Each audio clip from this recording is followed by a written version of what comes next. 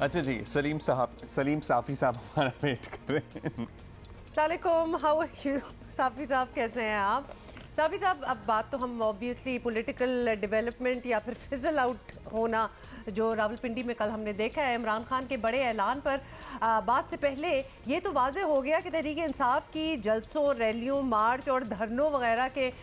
ذریعے کچھ اپنے حق میں لینے کی کوشش جو ہے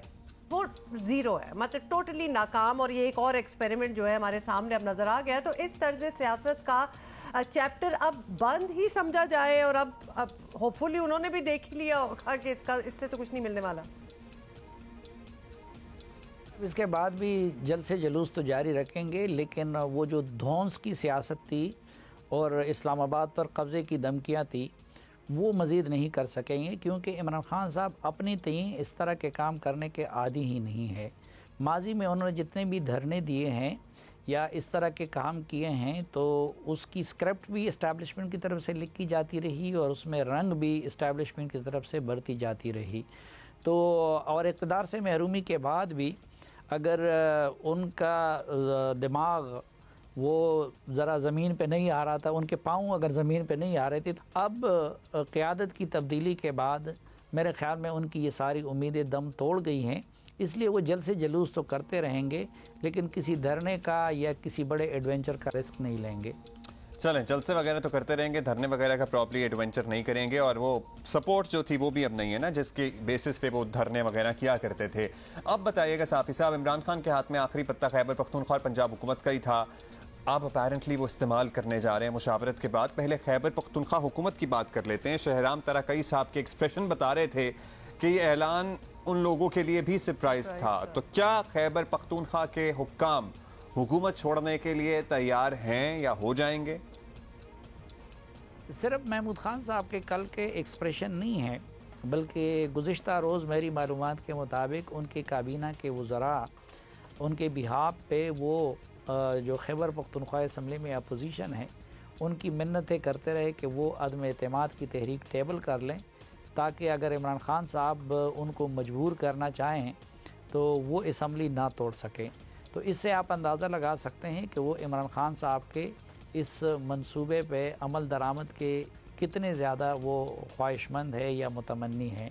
تو مجھے نہیں لگتا کہ وہ اتنی آسانی کے ساتھ عمران خان صاحب کے لیے خیبر پختونخوا اسمبلی کو تحلیل کریں گے. اچھا چلیں، یہ تو وہاں کی خیبر پختونخوا کی بھی بات ہوگی. اب ذرا پنجاب کی بات کر لیتے ہیں، جہاں پرویز الہی صاحب نے اس پہ توقع آبویسلی قسمیں وعدے کر لی ہیں کہ آرڈر ملے گا تو منٹ نہیں لگائیں گے اور اسمبلی جو ہے وہ توڑ دیں گے. تو چودھری صاحب نے پی ڈی ایم کے بجائے عمران خان کو وزیر اعلیٰ بننے کی آبویسلی ترجیح دی تھی کہ وہاں میں بن جاؤں گا، اور اسی لیے کیا تھا کیونکہ 1 سال کے لیے ان کو کرسی چاہیے تھی. تو اب وہ کمپرومائز کر لیں گے ایک دم سے؟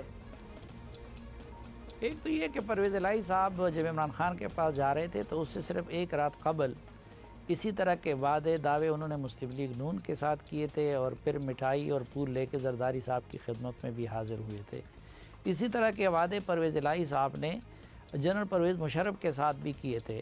کہ ہم 100 سال تک ان کو وردی میں رکھیں گے، لیکن پرویز مشرف کا کیا پھر انہوں نے پوچھا. پھر تیسری بات یہ ہے کہ یہ بہت کم لوگ جانتے ہیں، لیکن پرویز الہی جانتے ہیں کہ ان کو پنجاب کی حکومت عمران خان نے نہیں کسی اور نے دلوائی ہے. اس لیے یہ سب کچھ تو وہ کہتے رہیں گے، لیکن میں سمجھتا ہوں کہ وہ عمران خان کی ہدایت پہ منوعاً عمل نہیں کریں گے، اور یہ حقیقت عمران خان صاحب کو بھی معلوم ہے. یہی وجہ ہے کہ آپ نے دیکھا کہ عمران خان صاحب FIR درج کرنا چاہتے ہیں، تو اگر پرویز الہی صاحب اتنے عمران خان کے تابعدار ہیں تو پھر اسی طرح FIR کیوں درج نہیں کرتے؟ یا پھر اگر وہ عمران خان صاحب کے اتنے تابعدار ہیں